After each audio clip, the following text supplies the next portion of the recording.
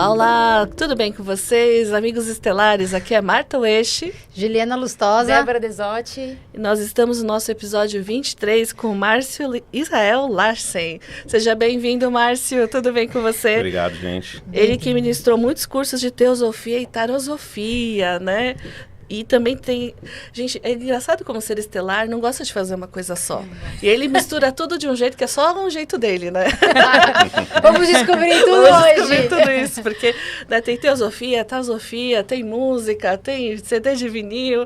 É muita coisa, gente. O que mais caracteriza os estelares é essa multiplicidade. Assumir essa multiplicidade faz parte do processo, né? É, porque às vezes você pensa assim, então todo o caminho para ascensão, a gente precisa seguir todo esse caminho. Uma caixinha. Uma caixinha, um livrinho. Sim. E aí a gente percebe que não é assim, né? No começo vai experimentando, vai misturando as coisas e na sua jornada dá para ver muito esse lugar, né, em você. Sim. Na verdade, eu comecei dentro de uma caixinha que, na verdade, foi a base para que eu pudesse desenvolver todo o restante, né? Então, minha primeira caixinha, que não é uma caixinha, é um oceano vastíssimo, é a teosofia, né? Então, eu estudo teosofia desde os meus 14 anos e comecei a dar aula de teosofia aos 23, 22 anos, né? De 22 para 23 anos. E a teosofia, como é um conhecimento que consubstancia, né? Sintetiza a quintessência das tradições espirituais e metafísicas e místicas da humanidade, ela me serviu para poder navegar pelas outras áreas com segurança, né? E aí fazer as correlações, ver que tudo é interdependente, embora cada tradição, cada trabalho, cada linha de conhecimento tenha a sua autonomia, tenha a sua natureza própria, né? Tem o seu valor absoluto e tem o seu valor relativo em relação às demais.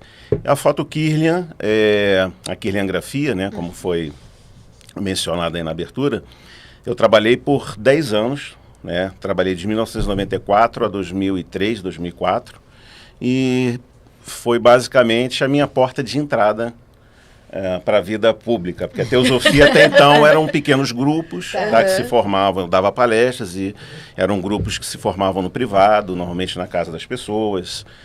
Nunca foi algo que teve um vulto, uma proporção, diríamos assim, uma visibilidade maior.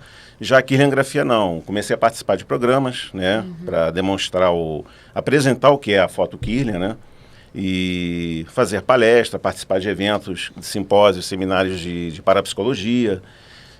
Mas por razões naturais, tudo tem seu tempo, né, tudo tem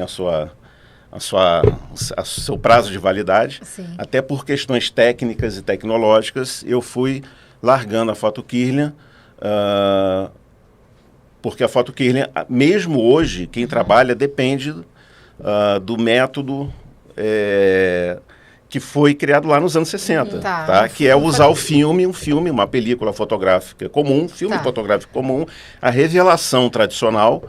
Okay. Né? E na ocasião eu morava no Rio e esses estúdios foram fechando por conta do advento da fotografia digital. Né? Então eu fui largando a foto Kirlian, os espaços onde eu atendia também foram fechando. Foi assim, foi um evento marcante, né? Porque o Rio tinha vários espaços, centros de terapias integrativas, enfim, mais de 20 fecharam praticamente ao mesmo tempo. E aí foram aparecendo outros métodos em substituição à foto Kirlian, só que muito mais caros, né? Com equipamento, com maquinário talvez inacessível, né? Considerando ali o momento. Então a foto Kirlian ficou como um caminho ali no currículo. Mas eu gosto muito e o que foi possível fazer com a foto Kirlian, para mim não teve assim paralelo, né, na minha trajetória. Falando em trajetória, a gente trabalha muito com a jornada do herói, né? Você deve conhecer, sim. Joseph Campbell. E aí a gente entende que também na história que a gente traz os estelares, sempre tem aquela jornada que ele está no mundinho comum, fazendo as coisas comuns, aí de repente, que nem para você, 14 anos, a teosofia te chama, né? Sim. Então, como é que foi esse chamado para você? Porque muitas vezes quando as pessoas elas estão enveredando por esse caminho espiritual, elas ficam meio perdidas, né? O que acontece? Por que eu vou? Onde eu vou? E como é que foi essa percepção para você de chegar próxima à teosofia e trazer e entender isso como algo seu nesse sentido? Na verdade, assim, desde pequeno o que sempre me fascinou foi a astronomia. Então, eu comprava fascículos que saíam nas bancas de jornais semanais sobre astronomia. Na medida do possível, a gente está falando aí, início dos anos 80, o acesso à informação não era como é hoje, né? E talvez por isso fosse mais valorizado, em certo sentido, você se debruçava mais sobre as informações, né? Você se aprofundava mais. Mas eu sempre tive percepções desde muito jovem, né? Praticamente desde a pré-adolescência, sobre...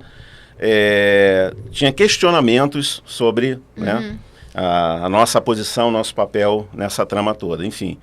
Então a astronomia ela foi um condutor para mim, né? Junto com a astronomia aí veio a ufologia. Tá? Olha, você não pôs aqui. Porque talvez seja uma questão minha, né? Eu fico um pouco chateado com o que foi feito com esse... Que para mim é uma sabedoria, é um ensinamento e eu respeito imensamente. E a teosofia também me ajudou a ter uma outra perspectiva sobre a ufologia, né? Mas enfim, mas eu diria assim que a astronomia e a ufologia sempre estiveram ali no meu campo de interesse. Mas então, como é que era naquela época para estudar ufologia? Vocês juntavam? Porque realmente hoje ainda tudo sozinho, não. Tudo sozinho? Não, tudo sozinho. Tinha alguns colegas, assim, estava no ginásio, né? Enfim, então... Quantos anos mais ou menos isso? Uns 15? Assim, você tinha. Você tinha. 15. Aí foi nessa fase aí, dos 14, né? Que juntou com aquele momento daquela crise do adolescente, junta tudo, aí você vê que nada lá de fora dá muito certo, você mergulha para dentro e aí, se der certo, muito bom, né? Se não der, o negócio é complicado, né? A loucura bate a porta. Mas... eu tinha uma tia que ela era da Sociedade Teosófica, só que eu não sabia, porque ela era um rebento da família um pouquinho, sempre, né? Os que ficam mais distantes. A ovelha púrpura da família. Eu chamo de ovelha púrpura da família. Exato. Ela realmente era assim, incrível, né, a tia Elza. Então, a família ela tinha 3 subdivisões. E ela era da subdivisão que eu diria assim, ela era mais elevada no sentido, né, espiritualmente falando, enfim. E aí comecei a me aproximar dela, um dia ela foi lá em casa, coisa que raramente acontecia. Eu morava num sítio com parte da família, um dia ela foi lá por ocasião de aniversário e ela viu um livro de ufologia que eu tinha comprado e que era enfim, que todo mundo um dia leu, né, que eram Os Deuses Astronautas do Eric Von Däniken, né, que era né. E aí ela virou e falou assim, nossa, Marcinho, você gosta? Você lê? Eu falei, não, tia, eu gosto bastante e tal. E nisso tinha um fascículo semanal que saía, que era o Grandes Mistérios. E o fascículo era sobre sociedades secretas, né? E ela pegou, abriu e estava lá a teosofia. Ela falou, você sabia que eu faço parte da sociedade teosófica? Aí eu fiquei, né, pirei. Sempre tem alguém da família que se conecta por telepatia e vai seguindo aquilo sem saber. Só que aí ela saiu e entrou para a eubiose, Sociedade Brasileira de Eubiose, que tem uma base teosófica também. Pouco tempo depois ela foi para a eubiose e ficou na eubiose até o final da vida dela. Então ela começou a me emprestar alguns livros, né? Ela começou a fazer umas indicações e aí vamos colocar aí uns 7 anos mais adiante, eu fui numa palestra de um teósofo, né? Que foi o Milton Botelho, um cara que foi super conhecido no meio. E a partir dali é que a coisa decolou mesmo, né? Eu fiz uns 5 ou 6 anos, fiquei 6 anos estudando com ele e, em paralelo, já estava trabalhando com a Foto Kirlian e começando a dar algumas palestras. Já dava palestras sobre Foto Kirlian, Kirliangrafia, e comecei a eleger alguns temas teosóficos para fazer esse caminho, né? Então, na verdade, a gente só reconhece aquilo que já conhece, né? Então, tudo que a teosofia me franqueou em termos de conhecimento, como, por exemplo, me aprofundar no Vedanta, até mesmo na Cabala, que aparentemente não tem relação, mas tem tudo a ver, foi pela teosofia. A teosofia ela me proporcionou um esteio para poder transitar por todos esses conhecimentos com aquela coerência, com aquela coesão, né? Então, mas assim, a astronomia e a ufologia. A gente chama de ufologia porque... Você vê como que é, né? Porque você imagina um menino de 15 anos falar, uau, tia, sociedade teosófica. Não, Então, eu sempre também... fui muito introspectivo, né? Eu sempre fui muito quieto, observador, introspectivo, mas antes disso tudo, né, desses apontamentos, né, da vida, minha tia, e aí você entrar numa livraria, pegar o livro certo, na época que tínhamos livrarias, né, você encontrava, né, essas obras, tudo foi assim, perfeito, né, tudo foi, acho que foi assim, foram revelações que o meu estado de atenção proporcionou acatar. Algumas eu talvez não tenha visto, mas as principais eu creio hoje que eu tenha acolhido. Mas de 13 para 14 anos eu tive um sonho, né? E a partir desse sonho que as coisas realmente me empurraram para correr atrás, principalmente da questão da ufologia, né? Então eu ia perguntar, você teve algum contato, algum sonho com contato? E você estava no Rio, nesse período? No Rio, Lá no Rio, onde estava esse campo. Eu cresci no Rio, quando o Rio era realmente ainda era uma cidade maravilhosa, num bairro rural do Rio, em Jacarepaguá, num sítio, fui criado num sítio. E isso também me ajudou bastante, né? A vida ali dentro do sítio, ela me nutria de várias formas, compensava coisas que eu não encontrava no relacionamento ali com o entorno, com a própria família. Então, o que a natureza proporcionava ali foi um alimento e um refúgio, né? Ali eu encontrava consolo de várias formas. E talvez até pela imersão, por ter crescido, ter vivido 38 anos ali, né, eu entendo que não posso dizer para você que eu tenha tido contato, talvez direto, da forma como as pessoas concebem, imaginam. Tá, mas foram sonhos e, enfim, houve algumas experiências físicas, mas... enfim, são coisas bem particulares, né? E acho que não cabe serem colocadas. Mas um sonho, compartilho sem não tenho o menor problema quanto a isso. Eu abri a porta de casa, nessa casa que eu morava no sítio, e eu vi o céu com várias naves, assim, cheio de naves, várias naves. E aquilo ali marcou bastante, porque me diziam no sonho o seguinte... nós não estamos invisíveis, vocês é que estão invisíveis a nós. Tudo é percepção. Tudo é percepção. Né? E aquilo me marcou demais. Depois eu tive um outro, pouco tempo depois, não sei, questão de meses,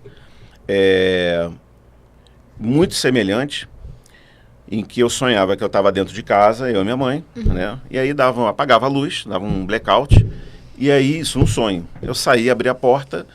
E aí, quando eu olhava para o céu, passava assim como se fosse um bólido, né? Uma nave. Eu chamava ela e eu falava, mãe, olha lá, uma nave. Mas aí já tinha passado. Só que aconteceu, no dia seguinte teve um blackout. Né? Era muito comum naquela região. Região rural, enfim. 2 vezes por semana acabava a luz, né? E aí, no dia seguinte, acabou a luz. E aí me veio o sonho, vai para fora. Isso que eu saía para fora, passava. Aí eu chamava, ela via. Nossa, teve testemunha, então. E ela gostava muito. Do jeito dela, ela gostava muito. Entendeu? Legal, hein? Então, foram sinais. Mas, assim, foram eventos que sempre me vinha um sentido, né, de preservação mesmo, adolescente, enfim, de não falar, não comentar, porque as pessoas não... Uma proteção Uma pessoal, proteção mesmo, sim. né, um resguardo. Eu só tinha um amigo lá no ginásio, que ele era um cara muito antenado, que a gente ia conversando, tal, levava uns livros, e ele foi se revelando um cara também totalmente aberto e sintonizado. Mas, assim, resumindo a história, a astronomia até hoje é uma paixão, né? E a ufologia dentro de um lugar que para mim é muito especial, muito sagrado, entendeu? E dessa história que veio a conexão com a astrologia e o tarô, como é que... O tarô, na verdade, veio muito no ensejo dessa minha tia. Porque a eubiose, num dos graus da eubiose, você estuda os arcanos maiores como chaves iniciáticas, como uma linguagem que sintetiza todo o conhecimento, tá, da sabedoria das idades, ou teosofia. Enfim, ali tem alquimia, você tem cabala, você tem tudo na simbologia dos arcanos maiores. Além de ser uma ferramenta de comunicação do inconsciente com o consciente. Sim. Aí, claro, a aplicação do tarô, terapeuticamente falando. Nunca tive inclinação do ponto de vista da predição. Nunca abordei o tarô dessa forma. Respeito quem o faça, mas não é o meu trabalho. E aí, quando eu assisti uma palestra na eubiose, né, apresentando um arcano do tarô, aquilo ali foi... Falei, gente, é perfeito, é isso. E daí eu fiz um curso, era um bom professor, mas a proposta era você aprender a ler tarô. Tá. Né, e não era a minha... Mas ele sacava muito, principalmente de alquimia. Ele procurava fazer essa costura, né, da simbologia dos arcanos com alquimia. Foi bom, foi um curso de 1 ano, foi proveitoso. Mas aí depois eu caí dentro de um estudo autodidata mesmo, tá? Enfim, tarô, para mim, ela sabe, né? A maneira como eu abordo o tarô. Eu poderia ter séquitos atrás de mim querendo atendimento ou querendo fazer curso, não acontece, porque é basicamente assim: você quer aprender a pensar? Então vamos sentar aqui e vamos conversar. Né? Mas quer reconhecer os arcanos? Curso hoje de tarô ou não? Você não faz? Não, eventualmente, tá, né? Vários começaram e... Enfim, mas assim, espero concluir, sim, porque ano que vem fará exatamente 22 anos, são 22 arcanos, né? Que eu estou escrevendo um livro sobre tarô, né? Então, que legal. É como se fosse meio que a jornada aí é uma jornada, né? Sim. Então, eu estou trabalhando para que esse ano fique pronto e ano que vem ele seja lançado. E você está no último arcano agora? Na verdade, assim, os arcanos eu fui escrevendo muito de acordo, talvez, com o momento e com meu entendimento sobre cada arcano. Então, não segui uma ordem. Na verdade, eu comecei pelo arcano que para mim é o mais importante, que é o dependurado, que as pessoas chamam de enforcado, né? Então, eu comecei por ele e aí eu fui avançando, né? Aí não teve a ordem, 1, 2, 3, não foi do mago para Pisa, não. Comecei do dependurado, aí fui para a lua, né? Aí fui lá para o mago, enfim, agora não teve essa ordem. Uma curiosidade, por que para você ele é o mais importante? Porque É uma carta que todo mundo tem horror nela. Foi o que eu pensei, eu falei, como assim? Eu quero fugir dessa carta. Mas o medo é porque se você pegar o dependurado, a morte, o diabo, a torre e a lua, são os arcanos mal sinados do tarô, são os arcanos malditos, né? Mas por quê? Porque são arcanos iniciáticos. Entendeu? Faz sentido. Então começa no dependurado, que a própria postura dele, né, que ele está vendo o mundo de cabeça para baixo, né? Porque é uma mudança de perspectiva, tá? Então, se você está de cabeça para baixo, o que você enxerga primeiro? O chão ou o céu? Se imagina de cabeça para baixo. O chão? Não, Céu. É o céu. É porque você tá... Tem morcego. Então, exato. sim, agora todo mundo está assim, Exato.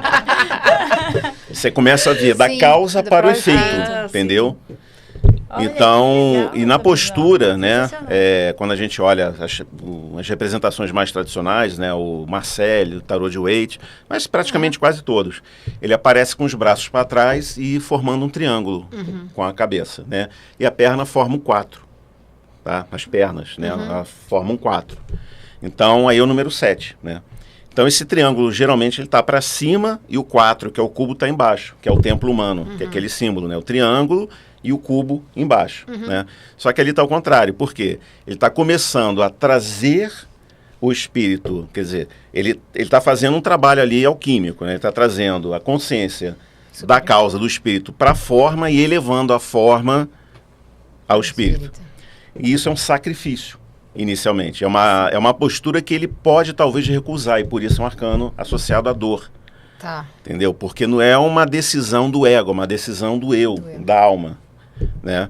E enquanto ele não aceita essa condição, o ego ele vai tentar se rebelar. Então tem algumas representações, como de Marcélia e Oswald Riff também, acho que no Eight também, em que vocês vão ver que tem 2 troncos. Ele está entre 2 troncos, e tem os troncos estão cortados. E vocês vão ver que aqueles cortes são feridas. Por quê? Dele ter recusado aquela posição. Doni, depois você põe a cartinha pra gente. Isso, é legal.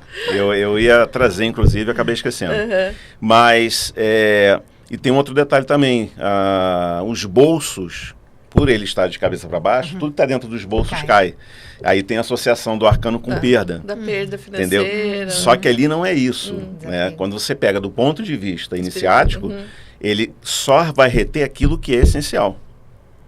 Né? Muito bem. E na verdade não é um arcano de escassez, muito pelo contrário. Muito pelo contrário. Ele Depende, vai ter, só que ele vai ter aquilo que é necessário. Então, se o necessário para ele for, vamos falar dentro da linguagem que para nós é a linguagem acessível, né? Se a necessidade dele, se para o cumprimento do propósito, do Dharma dele, for necessário 60 milhões, aquilo ali para ele não altera em nada a condição dele. E se o necessário for R$6, não altera nada. Ele não compara. Para ele não tem escassez nem para menos nem para mais. Porque para mais também é um padrão de escassez, dependendo de como você lida com isso. Mas, enfim, ele vai se despojando de tudo aquilo que gera o quê? Atrito, resistência, peso, né? Então, ele vai se tornando cada vez mais diáfano, cada vez mais límpido, e ele aceita aquela condição. Então, quando a gente para e olha bem a expressão dele, ele está tranquilo, porque... E ele está fazendo uma invertida no yoga também, né? Ele está fazendo uma invertida. Na invertida se oxigena mais o quê? O cérebro. Né? Porque ele está liberando tudo que está pesando. Exato. E vai ficar com o essencial. E ele sabe que aceitar aquela condição é a verdadeira felicidade, né? Que é aquilo que na tradição védica eles chamam de Ananda, que é a bem-aventurança. Né? E aí quando você transpõe a figura dele para a árvore da vida, a cabeça dele está em Malkut, né? Que é o reino, né? E os pés estão em Keter, que é a coroa. Então ele está caminhando com os pés aonde? No nível mais elevado de consciência e trazendo isso para a nossa realidade. E aí depois do enforcado vem a morte.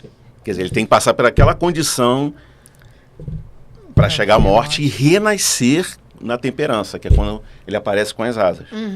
Ou seja, chega no nível de pureza, que a temperança é pura, né? Para passar pelas provas mais difíceis. Diabo. Que também é iniciático, você tem que diabo. Totalmente.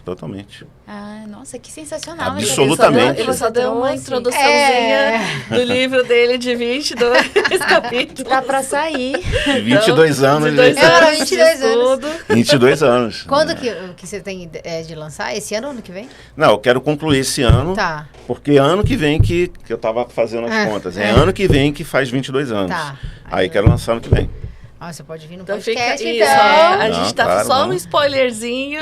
Aí ano que vem o Márcio volta para trazer o livro dele. Pra vocês ficarem com vontade de ler.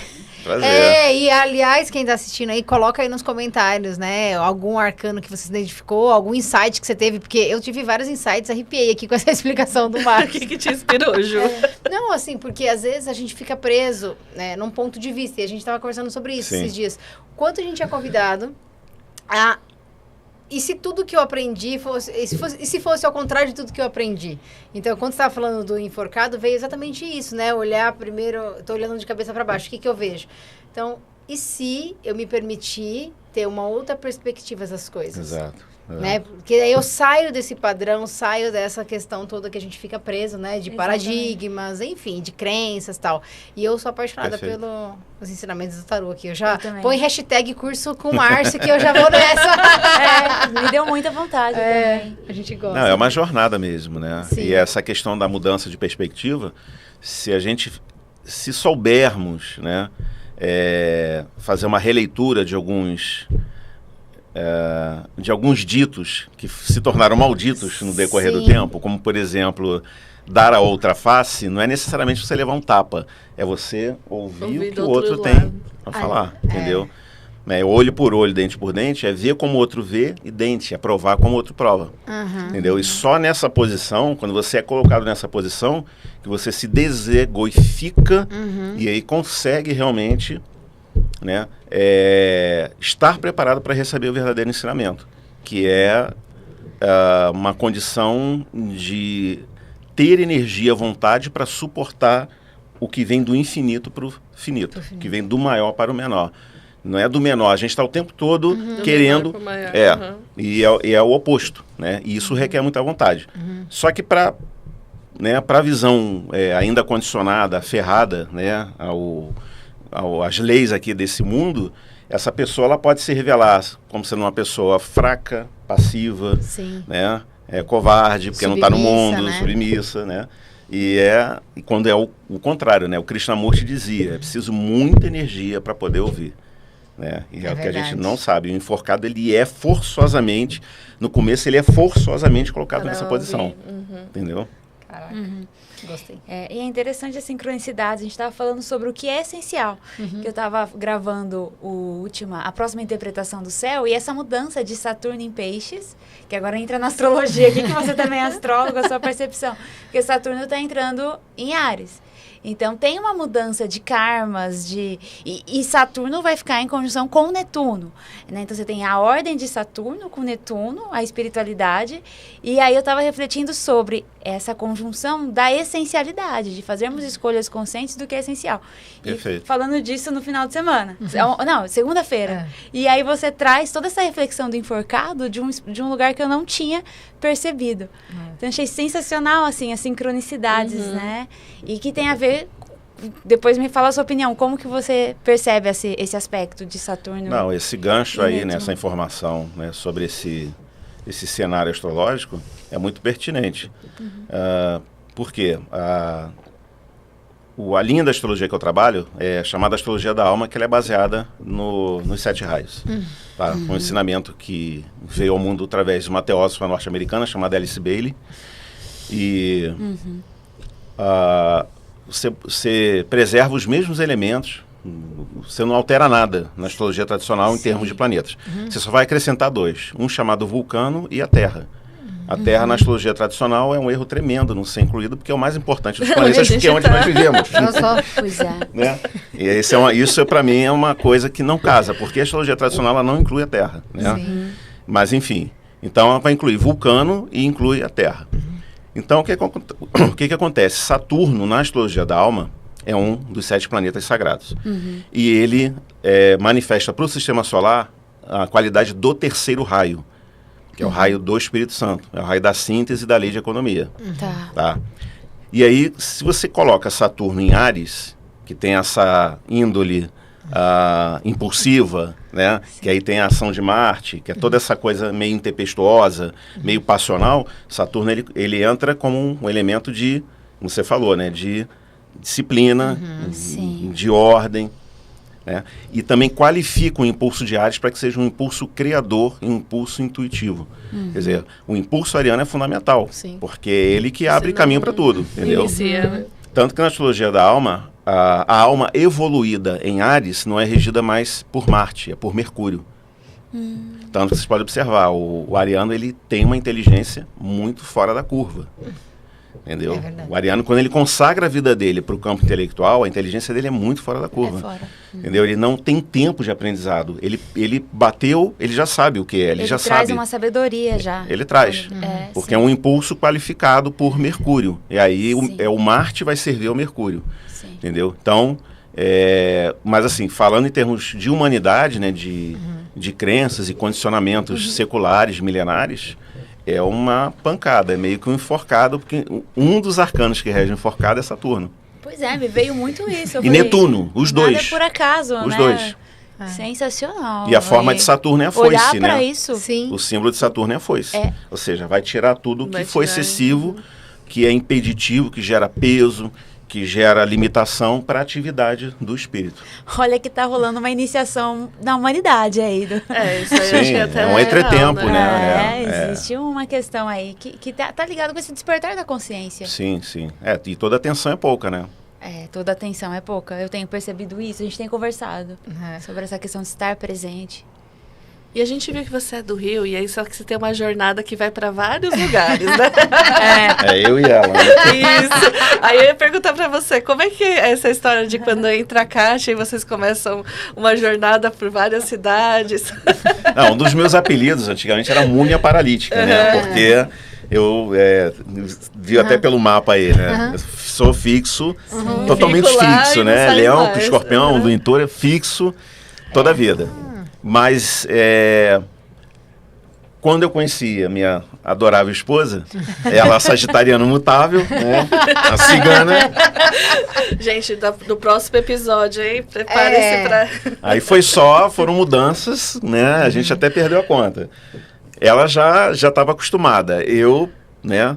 Mas foi fantástico, né? Ter feito ter saído, né? Daquela coisa realmente era muito fixo, né? Muito arraigado ali.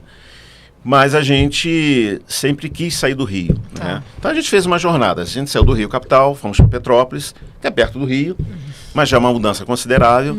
Aí veio a primeira mudança realmente drástica, né? De Petrópolis fomos para Visconde de Mauá.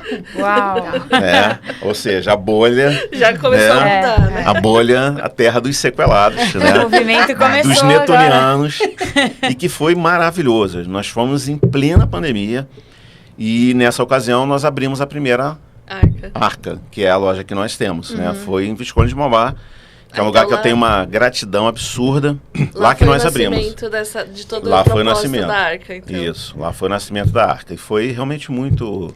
Tem uma arca ainda lá? Não. Não, hoje eles vão, eles levam a arca, entendeu? A arca vai junto. A arca vai junto. E os bichinhos, né? Exato. Então começou lá. Mas Visconde de Mauá é um lugar meio complicado para você morar, né? Porque, enfim, tem uma série de limitações. É maravilhoso, lindo. Quem não conhece, conheça. É fantástico. E aí, Visconde de Mauá, a gente foi para Cunha. Aí a Arca foi junto. Ficamos um período em Cunha. E aí voltamos para Mantiqueira. Quer dizer, fomos para Mantiqueira, aí descemos para a Serra da Bocaina, Serra do Mar. E voltamos para Mantiqueira agora em Santo Antônio do Pinhal. Estivemos por lá. E a Arca é porque é Arca de Noé ou é a Arca dos Não, a arcanos? Arca, o nome, ele tem 3 sentidos, né? Tem o sentido da Arca, né? A primeira Arca, a de Noé. A de Noé, né? De pegar um pouquinho de cada e ela levar, fica navegando ali. Fica navegando, lança âncora. Tem a Arca da Aliança. E também tem a Arca, que é o nome de um templo,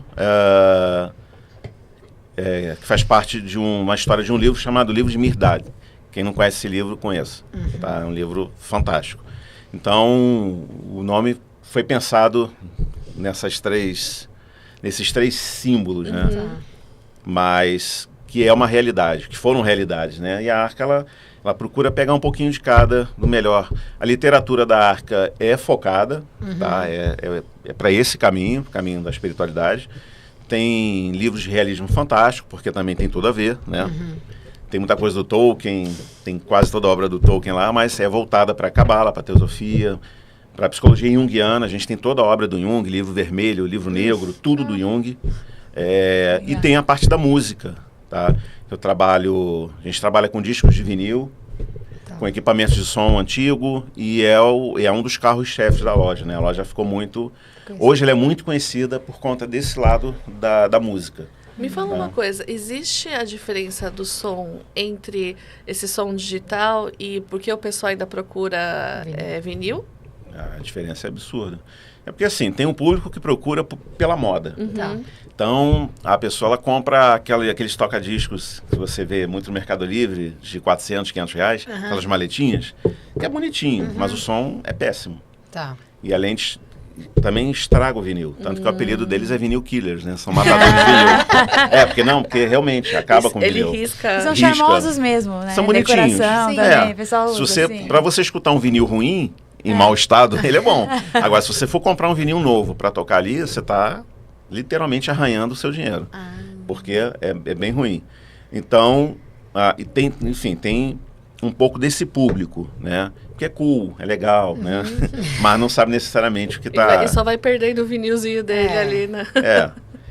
Tem aqueles que estão aderindo agora, mas que tiveram alguma experiência direta com um vinil sendo reproduzido num equipamento de boa qualidade e ficaram impressionados. Tá. Então, eles não querem gastar muito, mas querem ter uma coisa, que é um equipamento com a qualidade que o vinil realmente entrega. Tá?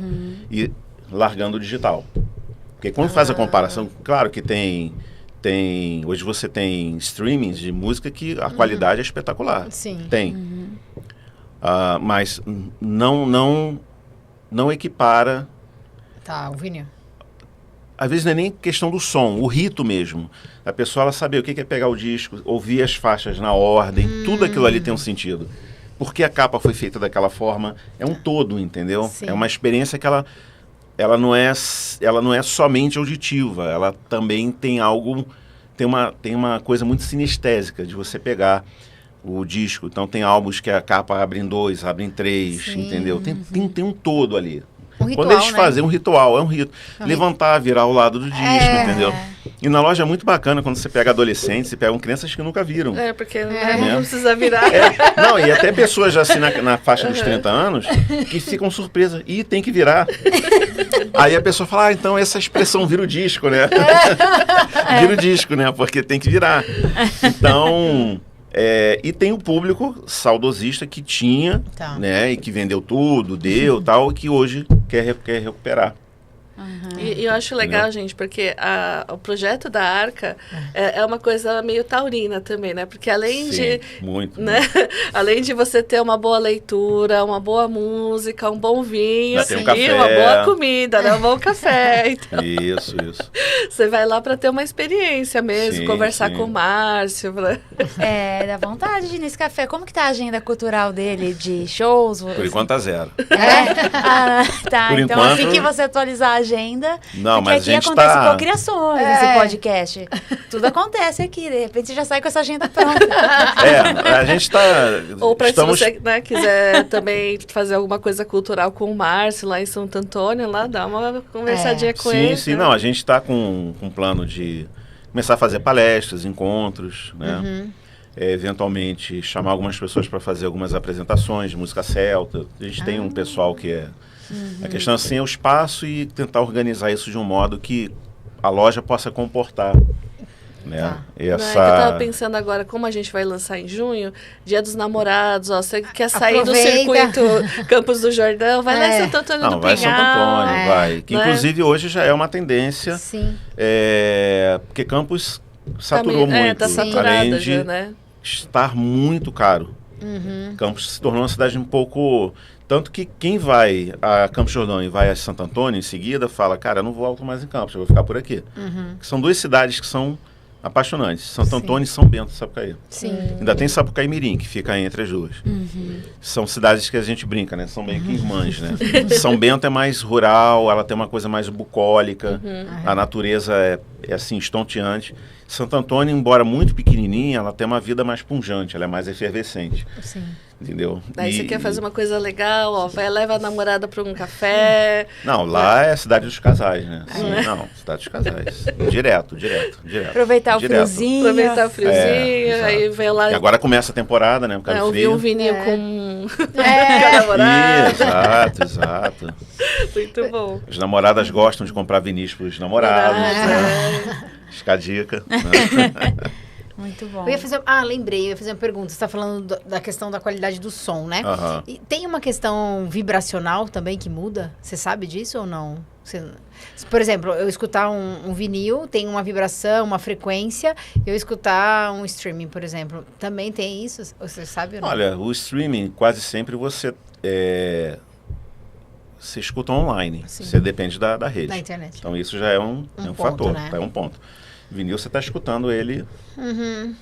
Off, né? O que pode determinar aí, talvez, o estilo de música, nesse sentido aí, mas isso é outra história. Tá. Mas falando em termos físicos, eu entendo que o fato de, no streaming, você precisar da internet, tá. E dali já ter uma série de Sim. né, de outras informações que vêm a reboque, talvez haja aí alguma diferença. Legal.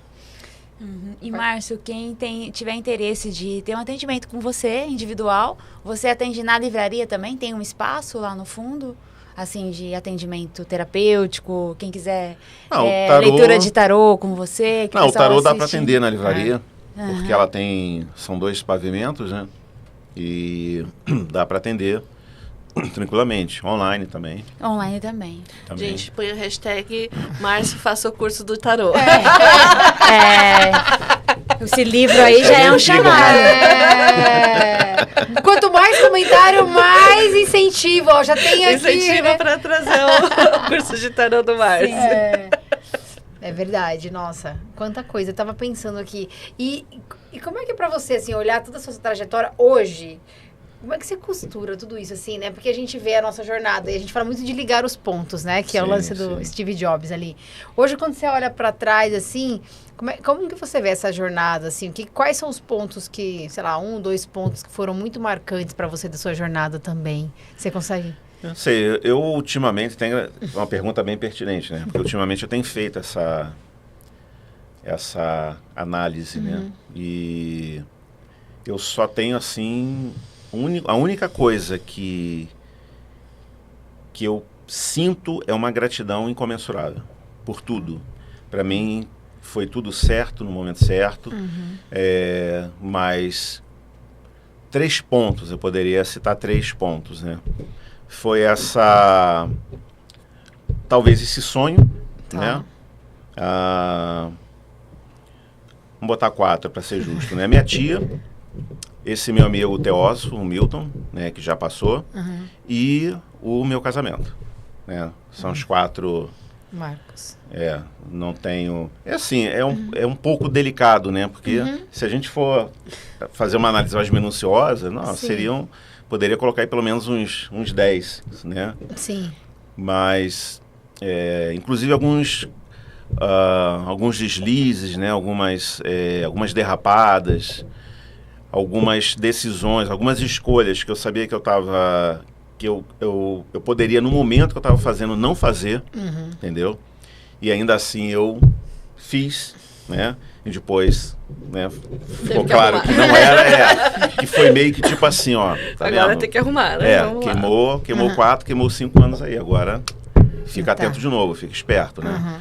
Mas mesmo esses deslizes servem pra gente baixar a bola, né? Que a gente, mesmo estando atento, de vez em quando a crista sobe, você fica um pouquinho... acha que sabe, acha que nada vai acontecer e não é bem isso, pelo contrário, né?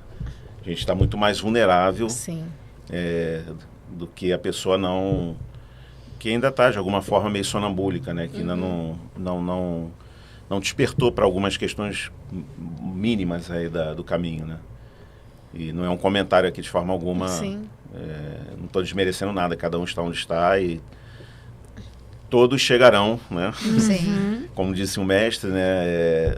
Nós já estivemos onde vocês estão, vocês estarão onde nós estamos e nós seguiremos mais adiante. Então E sempre tem no finalzinho, assim, que a gente está um spoiler, né? Que a Débora sempre capta aí algum spoiler do seu mapa, que a gente sempre faz um spoiler astrológico ligado com os trânsitos. Nesse ano, qual é o ponto principal que os astros estão a seu favor? E aqui no seu mapa, realmente, o que me chama a atenção é que na sua casa da criação, da criatividade, o nodo norte está passando por lá. Então, realmente, é a hora de você parir. É bom que ela vê, porque eu não vejo meu mapa. Não, eu não vejo meu mapa, não faço. Eu tenho esse problema também. Não faço. Eu fico maluca não quando sei eu de olho nada pra mim. Do meu ano pessoal. Eu falo porque eu deixo no fluxo.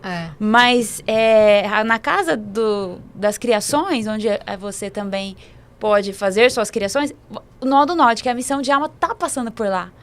Porque você tem peixes aqui. Então, aí, tudo a ver com esse livro... realmente ir pro mundo e você voltar aqui. Né?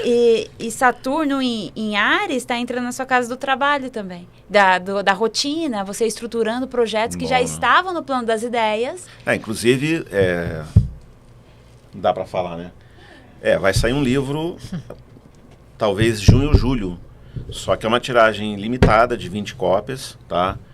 Já temos 3 ali. Que não é do tarô, tá? São os trabalhos de Hércules, o caminho iniciático à luz dos 12 trabalhos de Hércules. Nossa, arrepiei agora. Então, é uma tiragem assim, artesanal, vai ser um livro com capa dura, estilo livro antigo, uma coisa que... Adoro.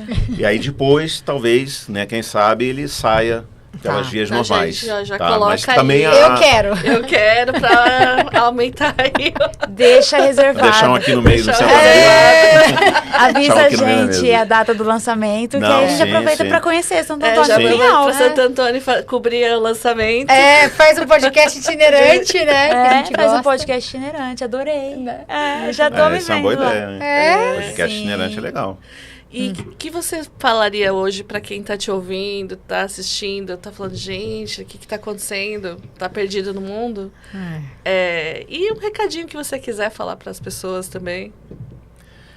Acho que a gente vive um momento delicado, extremamente delicado. Quanto menos a gente se envolver em questões, em particularidades, em polarizações, em picuinhas, maior é a possibilidade, né, de ficar receptivo à percepção real do que está acontecendo. Sim. É preciso gerir bem a nossa energia física e psíquica, porque é muito fácil drenar, muito fácil a gente cada vez menos ter essa emancipação e cada vez mais diluído, fragmentado, e às vezes gritando, defendendo e assumindo papéis que não tem nada a ver com a nossa jornada, né? Então é um momento de atenção, na minha percepção.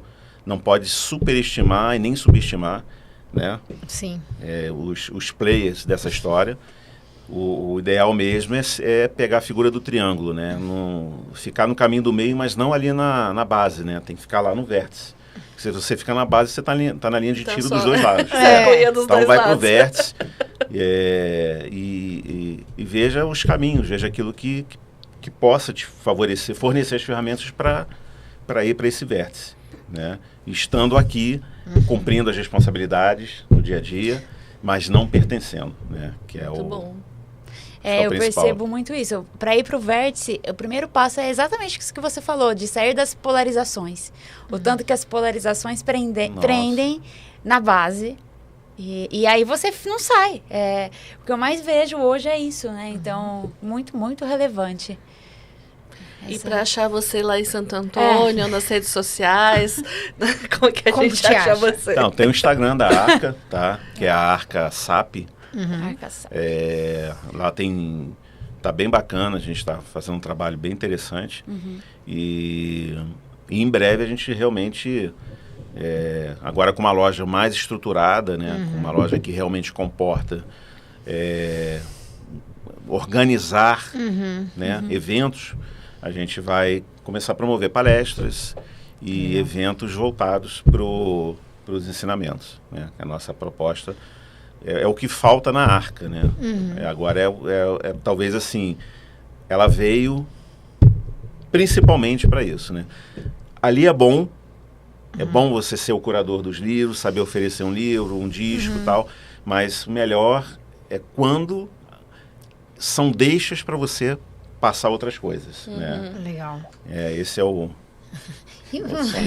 Tá saindo. Hoje a gente tem um podcast especial, a gente tem um convidado especial. Como é o nome dele? Bambam. Bambam aqui. Dormindo com a língua pra fora. Tá dormindo.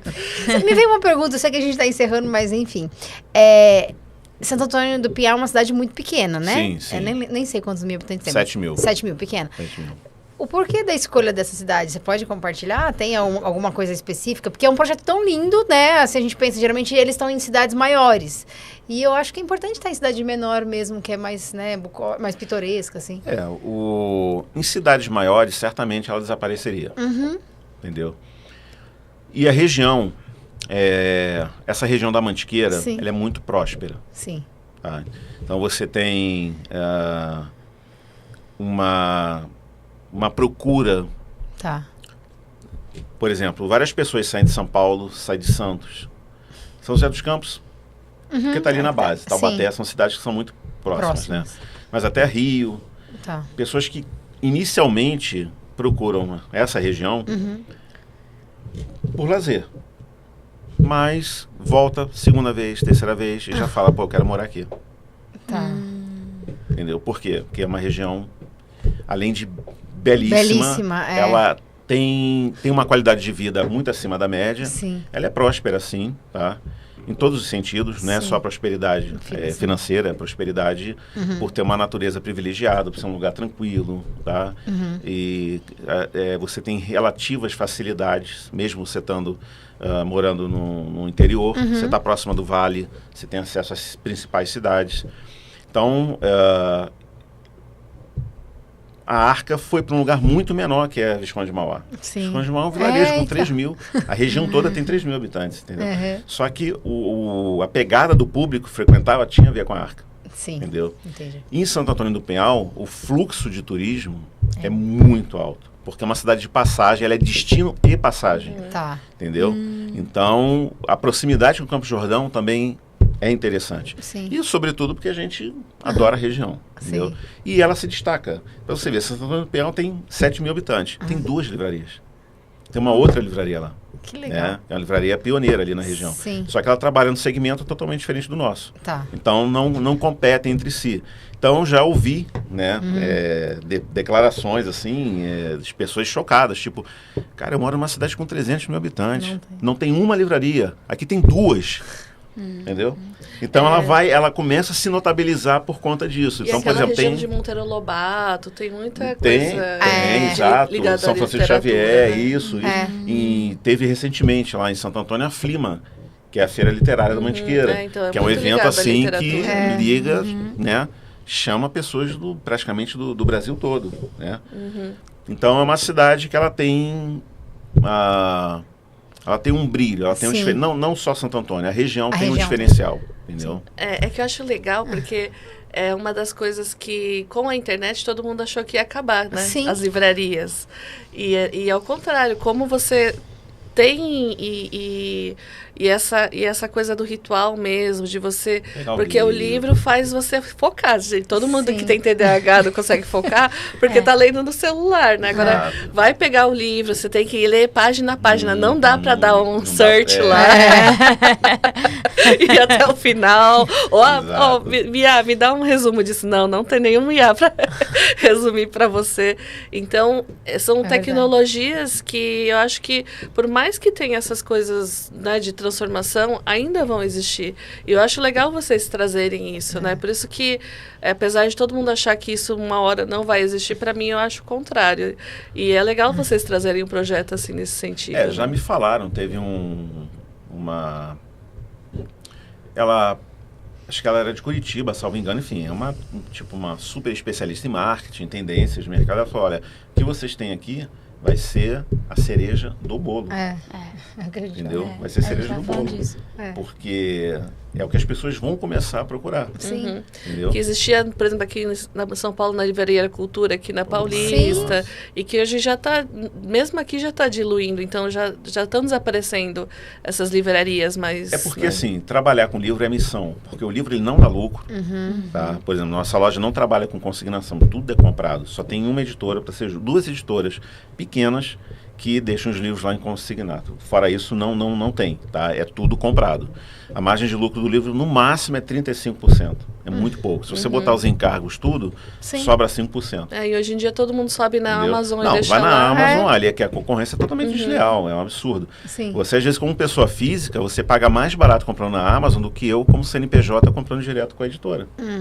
É desleal. Então, eu procuro trabalhar com editoras que não trabalham com a Amazon, como, por exemplo, a Polar. Polar não trabalha com a Amazon. Tem livros da Polar na Amazon, mas é o preço de capa e mais o frete. Entendeu? E algumas outras que você não acha facilmente na Amazon. Então, o que mantém a loja, de certa forma, é a música. Mas o livro, para mim, assim, se você falar na alma, tá nos livros. Aí tem a parte de usados, que aí dá um retorno. O usado consigo ter um retorno. Entendeu? Mas assim, a experiência da pessoa chegar e poder ver o livro, pegar o livro, sentir o cheiro do livro, entendeu? Porque tem isso também, né? Não é só, tem a estética toda do livro. E a gente sempre fala, a palavra livro vem de liber, que é liberdade, né? O livro, a história do livro para a humanidade é algo assim sem precedente, né? O que o livro de fato ele representa, né? Fora a energia, né? Não, exato. Nossa. Tem que ter sementinhas de luz e amor mesmo para manter essa cultura do livro, da livraria, do sinestésico. Sim. É lindo o trabalho, é uma questão social. Sim, fundamental. Pessoal, então já segue a livraria. Curte, compartilha. É, isso mesmo. Manda para um monte de gente. Aproveita que tá chegando, né? O friozinho já chegou. Isso, vai conhecer uma cidade diferente ali. Ouvir passa lá. Disco de vinil. Isso. Aí você chega lá e fala, eu ouvi no podcast Energia Estelar, vim conhecer, né? Isso aí. Muito bem. Bom. Márcio, gratidão. Eu sei que vocês vieram lá de longe para vir até aqui, imagina, né, na Avenida Paulista. Doni, valeu aí você. Obrigada. Valeu.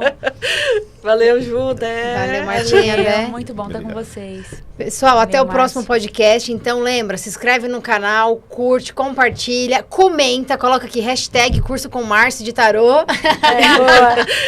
E livro dos 12 trabalhos de Hércules. É verdade. Boa, isso aí. Até o próximo podcast. Até o próximo, pessoal. Tchau, Valeu. tchau. Tchau.